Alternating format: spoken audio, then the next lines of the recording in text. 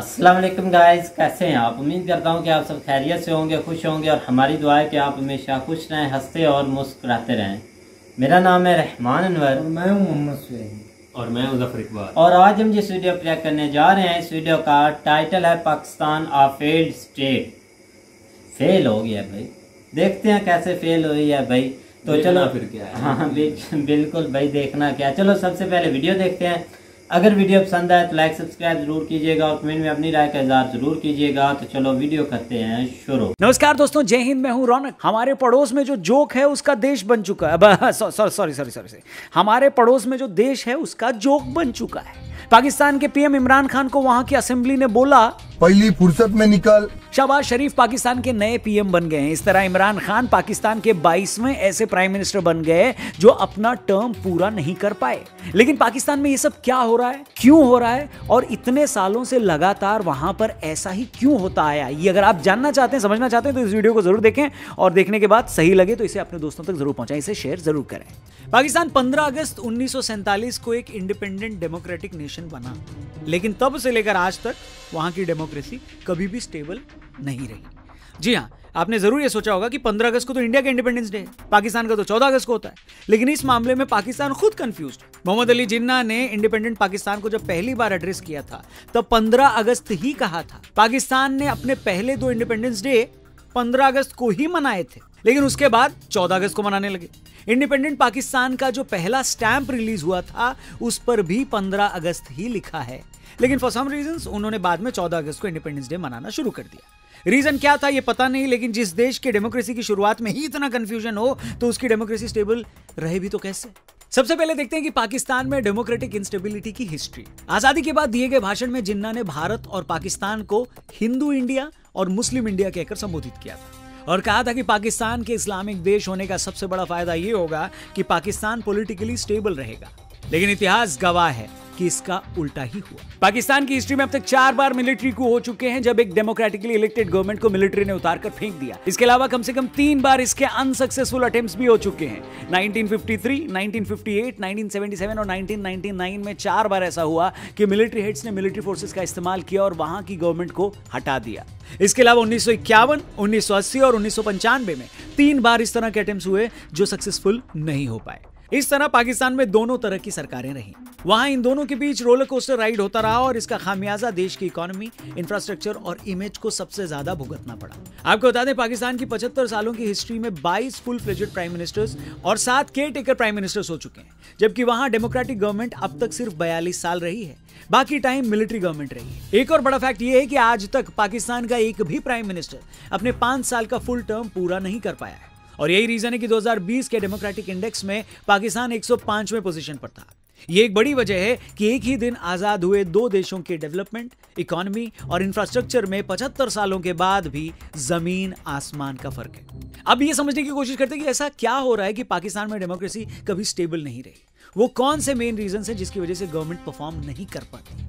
सबसे पहला कारण है कॉन्स्टिट्यूशन बनने में हुई देरी। दुनिया की किसी भी डेमोक्रेसी का बैकबोन होता है उसका कॉन्स्टिट्यूशन, यानी उसका संविधान। इंडिया 1947 में आजाद हुआ और सिर्फ 2 सालों के बाद 26 नवंबर 1949 को कॉन्स्टिट्यूएंट असेंबली ने उसको अप्रूव कर दिया और अगले ही साल यानी 26 जनवरी 1950 को इंडिया अपने कॉन्स्टिट्यूशन के हिसाब से चलने लगा। लेकिन पाकिस्तान को अपना कॉन्स्टिट्यूशन बनाने के प्रोसेस में 26 साल लग गए। कॉन्स्टिट्यूएंट असेंबली तो पाकिस्तान ने भी जल्दी बना ली थी, लेकिन कॉन्स्टिट्यूशन बनने से पहले ही मिलिट्री ने वहां का तख्ता पलट कर दिया और कॉन्स्टिट्यूएंट असेंबली को डिसॉल्व कर दिया। इसके बाद अगली डेमोक्रेटिक गवर्नमेंट 1971 में आई और तब जाकर 1973 में वहां का अपना कॉन्स्टिट्यूशन बना। हालांकि इसके बाद भी बीच बीच में वहां मार्शल लॉ लगता रहा और इसलिए पाकिस्तान अपने कॉन्स्टिट्यूशन की पटरी पर कभी चल ही नहीं पाया। दूसरा मेन रीजन जो कि पाकिस्तान की डेमोक्रेटिक इंस्टेबिलिटी की वजह है वो है वहां की जनता का डेमोक्रेसी में मजबूत विश्वास न होना। इतनी सारी सरकारों में से कोई भी सरकार वहां के सिस्टम में वहां की जनता का बिलीफ पैदा नहीं कर सकी।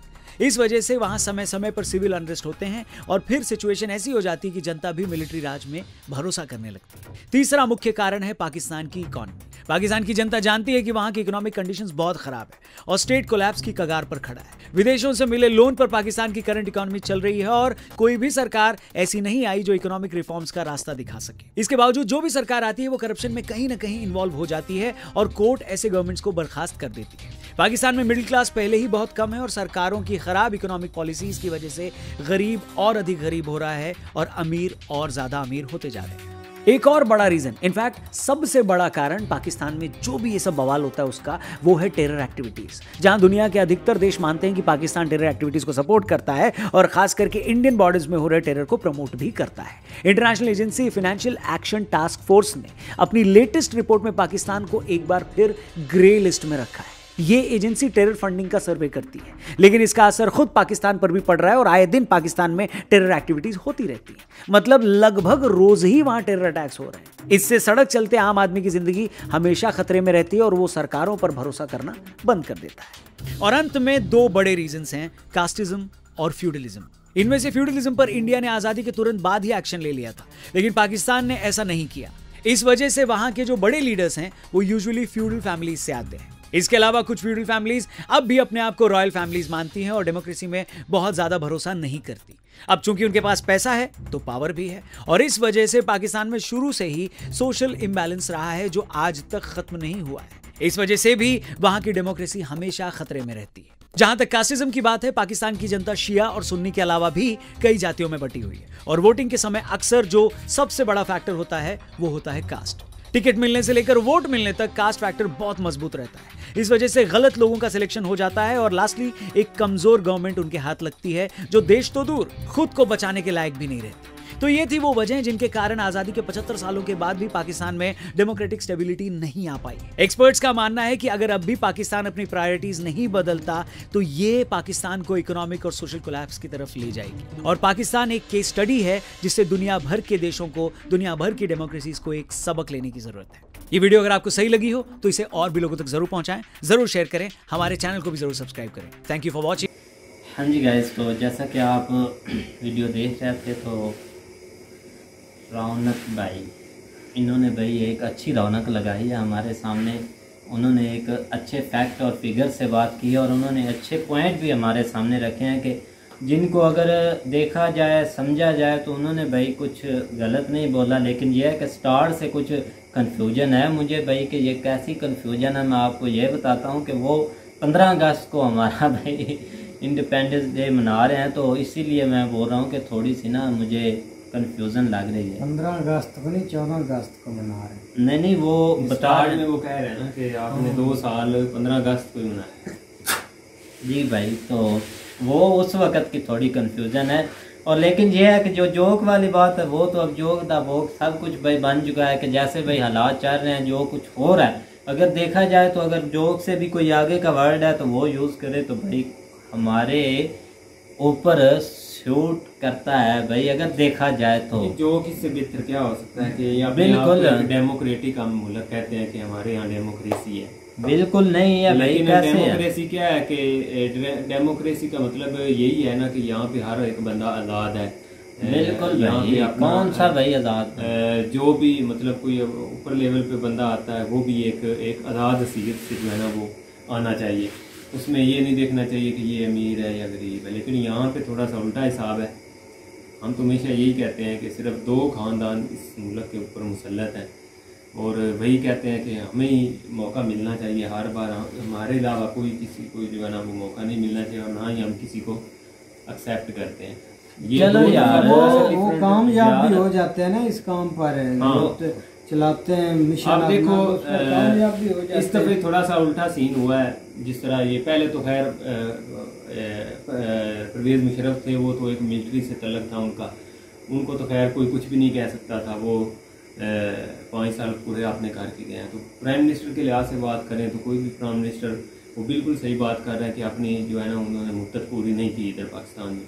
इमरान खान के ऊपर बहुत ज़्यादा ट्रस्ट था लोगों को कि ये बिल्कुल अपनी मुद्दत पर पूरी करेगा, क्योंकि स्टार्ट में इसको भी बहुत सारी जो है ना मुश्किलात का सामना, जिस तरह अपोजिशन ने बहुत लॉन्ग मार्च निकाले, बहुत एफर्ट की इसकी हुकूमत गिराने के लिए, लेकिन वो फेल रहा है। लेकिन अब जब गिरने पे आई है तो पता भी नहीं चला, अचानक ही गिर गई है और किसी के वहम गुमान में भी नहीं था। और ये भी एक सरप्राइज डे होगा जब कोई पाकिस्तान का वजीर आजम 5 साल पूरा करेगा, उसका भी हिस्ट्री में नाम लिखा जाएगा। नहीं लिखा जाना भाई इसने 5 साल पूरे किए, लिखा ना भी जाए सबको पता तो चल जाएगा। ये है कि एंड पे उसका नाम बजता रहेगा लेकिन ये है कि भाई मुश्किल है। और अगर दूसरी बात की जाए ना कि भाई कंट्री स्टेबल होगी, कंट्री तरक्की करेगी, तो ऐसे तो भाई नहीं ना कर सकती। ये कि जो भाई प्रोजेक्ट हैं वो तो अधूरे रह जाते हैं, अगर डेवलपमेंट पर काम करने लगते हैं तो वो भी उसके अधूरे रह जाते हैं। ये है कि अगर कोई हुकूमत 10-15 साल इकट्ठे करती है ना हुकूमत, तो फिर है कि हमारी जो कंट्री है ना भाई कुछ आगे आए, कुछ इकोनॉमिकली आगे बढ़े, ग्रे लिस्ट से बाहर आए। ये जो टेररिस्ट वाला जो मामला है ये भाई थोड़ा सा थमे, तो ये है कि ये मुश्किल है। आपकी फेवरेट हुकूमत है, तरक्की तो करेगी। नहीं वो सऊदिया भी बिल्कुल भाई उसको करने चाहिए, टूर करने चाहिए, और जो बेहतर है पाकिस्तान के लिए उनको वो करना चाहिए। और ये एक अलहदा बात है कि उन्होंने आते ही हमें एक सरप्राइज दिया है कि हमारी भाई 84 पर चीनी थी और उन्होंने 94 पर कर दी, मतलब 9 रुपये बढ़ा दी।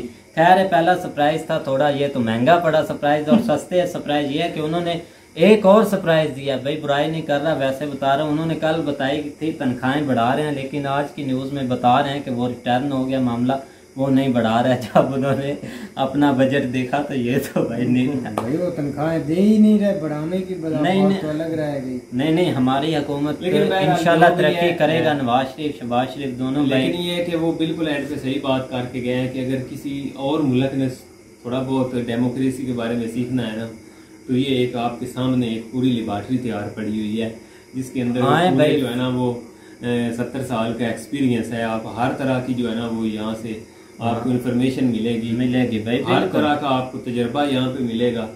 हम तो यही सोच रहे थे कि अब खैर तजर्बागाह चेंज हो गई है, लेकिन वो हमारा अंदाजा गलत निकला। आप भी हम एक तजर्बागाह ही हैं भाई। देखो कब तक इस तरह का दरअसल ना इनको ये बात है कि ये बोलते हैं कि हमने ना भाई दूसरा अपने दुश्मन को देख के नहीं सीखना, और इसलिए ये थोड़ा सा ना दुश्मन के अपोजिट चलते हैं। जैसे कि इंडिया भाई अपनी हुकूमतें पूरी कर रहा है तो ये बोलते हैं हम अपनी पूरी नहीं करेंगे।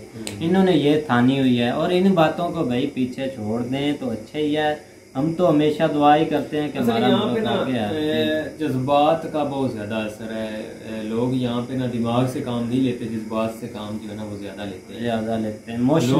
इमोशनल ऐसे इमोशनलेस जो है ना वो यहाँ पे लोगों के अंदर बहुत ज्यादा है, लेकिन वो नुकसानदेह है।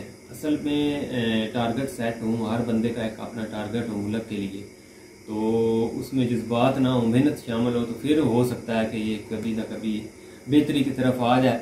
ये वाली नस्ल तो खैर गई हाथ से, इसने तो जो देखना था देख लिया, इसने उसके ऊपर ही अमल करना। आने वाली नस्लें अगर बचा पाकिस्तान तो अल्लाह करे बच जाए। नहीं भैया कुछ नहीं होता, क़यामत तक हम तो कहते हैं कि ये रहे यहाँ पे, हमारी दुआ है कि वो फिर है कि कोई बेहतरी की तरफ जो है ना वो निकल जाए। लेकिन तो उस वक्त तक तो मामला खराब ही है।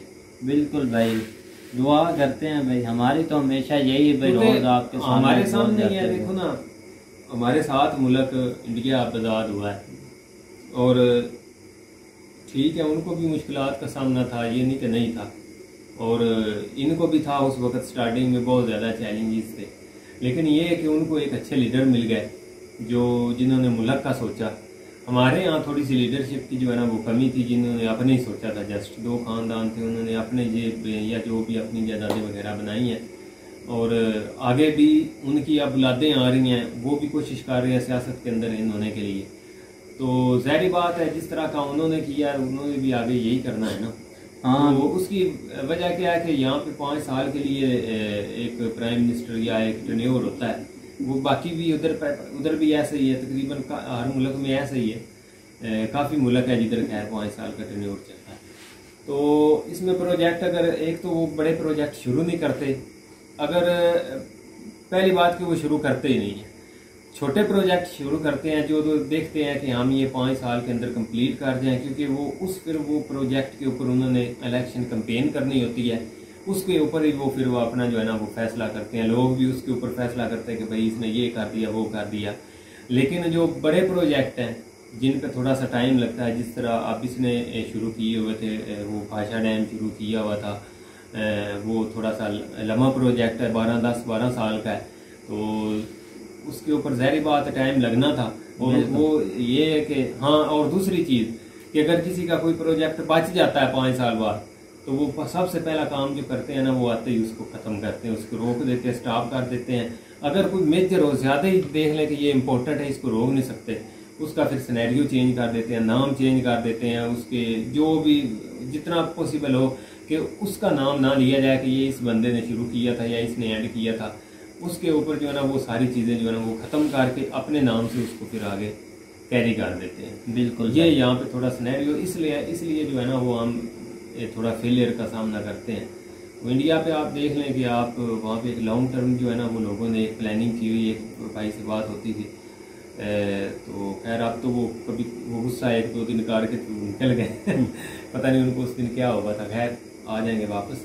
तो वो कह रहा था कि हमारी जो है ना वो प्लानिंग यहाँ पे होती है 10 साल की, 15 साल की, हम आगे का सोचते हैं कि हम 50 साल जो है ना वो आगे की हमारी प्लानिंग होती है कि हमने आने वाले वक्त को किस तरह फेस करना है। और ये बिल्कुल उनकी ठीक बात है, वो इसके ऊपर जो है ना वो फोकस भी करते हैं और उन्होंने उस चीज़ को पकड़ के उस लिहाज से जो है ना वो अपने मुल्क को आगे भी लेके गए।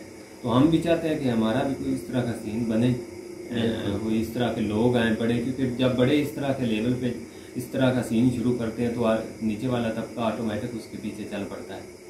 तो जब बड़ों ने करप्शन करनी है तो फिर नीचे वालों ने जाहिर बात है माफ़ी तो नहीं ना दे। चलो खैर, अब हमारी तो भाई काम के साथ हैं भाई। तो उम्मीद करता हूँ कि गाइस आपको वीडियो पसंद आएगी। अगर पसंद आए तो लाइक सब्सक्राइब ज़रूर कीजिएगा और कमेंट में अपनी राय का इज़हार ज़रूर कीजिएगा। अल्लाह हाफिज़।